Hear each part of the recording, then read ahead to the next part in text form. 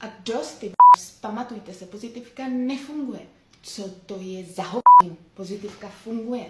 Ale bohužel dostala strašně špatný jméno kvůli tomu, že několik lidí prostě pochopilo špatně a dál ji špatně prezentujou.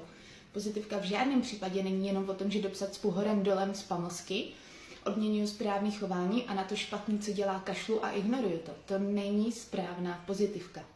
Pokud má člověk pozitivku dobře zmáklou, tak má samozřejmě všechny teoretické základy klasického i operantního podměňování, principů, jak se psi učí.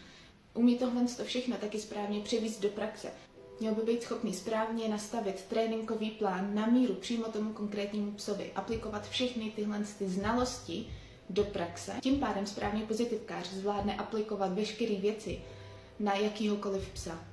Ať už učím štěně základy do života, ať už pracuju se psem z útulku a nějak ho dostávám zpátky do běžného režimu, ať už pracuju s reaktivcem nebo s agresivním psem, ať už napravuju nějaké nežádoucí chování, nebo jednoduše učím jakýkoliv nový chování.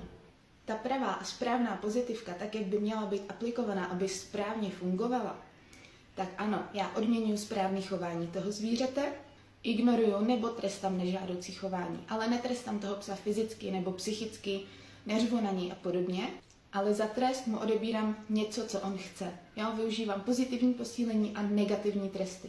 Aby mi pozitivka dobře fungovala, musím umět správně pracovat s kritérii. Ať už je to kdy odměnit správné chování, kdy ho neodměnit, kdy dát psovi informaci, že dělá něco špatně, komunikace v tréninku, ať už to jsou slovní povely, ať už to jsou markery, ať už to jsou různý signály, které tomu psovi říkají, co má a nemá dělat a kdy to může a kdy to nemůže dělat. Ať to jsou nějaký konejšivý signály, řeč těla toho psa, řeč našeho lidského těla, ať už je to tón hlasu, hloubka nebo výška hlasu. Musím umět pracovat i s náročností prostředí, ve kterém cvičíme.